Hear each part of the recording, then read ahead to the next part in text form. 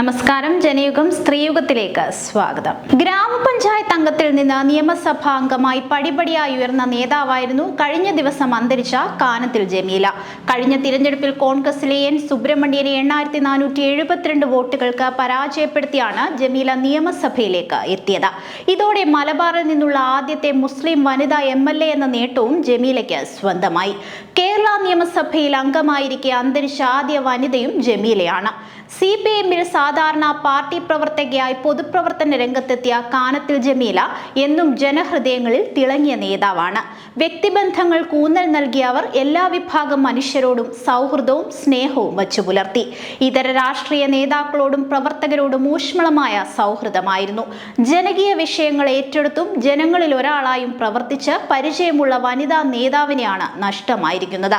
3 പതിറ്റാണ്ട് നീണ്ട രാഷ്ട്രീയ ജീവിതത്തിൽ എന്നും ജനങ്ങൾക്കൊപ്പമായിരുന്നു കാനത്തിൽ ജമീല. അവശതകളെ തുടർന്ന് നടത്തിയ പരിശോധനയിൽ അർബുദം സ്ഥിരീകരിച്ചതോടെയാണ് അവർ വിശ്രമത്തിലായത്. എങ്കിലും ഇടയ്ക്ക് അവശതകൾ മാറുമ്പോൾ ജനകീയ വിഷയങ്ങളിൽ ഇടപെടാൻ അവർ ശ്രദ്ധിച്ചിരുന്നു. കുറ്റ്യാടിയാണ് കാനത്തിൽ ജമീലയുടെ സ്വദേശം. വിവാഹിതയായാണ് തലക്കുളത്തൂരേക്ക് എത്തുന്നത്. അവിടെ നിന്ന് തദ്ദേശ സ്ഥാപനങ്ങളിലെ ജനപ്രതിനിധിയായി പടിപടിയായിട്ടാണ് ജമീലയുടെ വളർച്ച. LIC ഏജന്റായി പ്രവർത്തിച്ചു വരുന്നതിനിടെയാണ് പൊതുപ്രവർത്തന രംഗത്ത് സജീവമാകുന്നത്.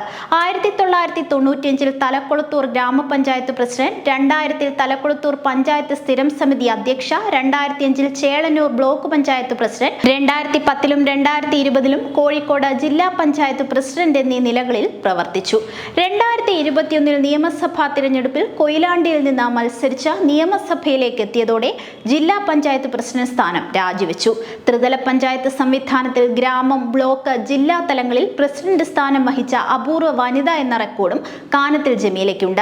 2006-ൽ P. വിശ്വനും 2010-ലും 2011-ലും K. ദാസനും കൊയിലാണ്ടിയിൽ നിന്ന് വിജയിച്ചതിന്റെ തുടർച്ചയായിട്ടാണ് 2021-ൽ ജമീലയും കൊയിലാണ്ടിയിൽ വിജയക്കൊടി പാറിച്ചത്. കഴിഞ്ഞ നിയമസഭാ തിരഞ്ഞെടുപ്പിൽ UDF-ന് ആധിപത്യമുണ്ടായിരുന്ന സ്ഥലങ്ങളിൽ പോലും കാനത്തിൽ ജമീല വ്യക്തമായ മേധാവിത്വം നേടിയത് അമ്പരപ്പിക്കുന്നതായിരുന്നു.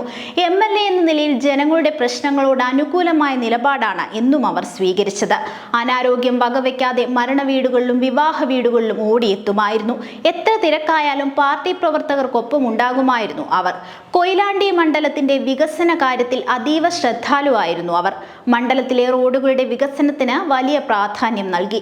മുഖ്യമന്ത്രിയുടെ തദ്ദേശ റോഡ് പുനരുദ്ധാരണ പദ്ധതിയിൽ ഉൾപ്പെടുത്തി 27 റോഡുകൾക്ക് ഭരണാനുമതി നേടിയെടുക്കാനായത് വലിയ നേട്ടമായിരുന്നു. ബാലുശ്ശേരി, കൊയിലാണ്ടി നിയോജക മണ്ഡലങ്ങളെ ബന്ധിപ്പിച്ച് ഒള്ളൂർക്കടവ് പാലവും തോരായിക്കടവ് പാലവും യാഥാർത്ഥ്യമാക്കുന്നതിൽ നിർണായക പങ്കുവഹിച്ചു. കൊയിലാണ്ടി ഹാർബറിന്റെ 2ാം ഘട്ട വികസന പ്രവർത്തനങ്ങൾ പൂർത്തീകരിക്കാൻ കേന്ദ്ര സംസ്ഥാന ഫണ്ടുകൾ ലഭ്യമാക്കാനും ഇടപെട്ടു. കാപ്പാട് മുതൽ ഹാർബർ വരെ കടൽഭിത്തി ബലപ്പെടുത്തുന്നതിന് 6 കോടിയുടെ പദ്ധതിക്ക് അംഗീകാരം നേടിയെടുത്തു. കൊയിലാണ്ടി സബ് ട്രഷറിക്ക് പുതിയ കെട്ടിടം നിർമ്മിക്കുന്ന കാര്യത്തിലും പ്രവർത്തിച്ച ജനകീയ നേതാവായിരുന്നു കാനത്തിൽ ജമീല. ജനയുഗം സ്ത്രീയുഗത്തിലൂടെ വീണ്ടും കാണാം. നമസ്കാരം.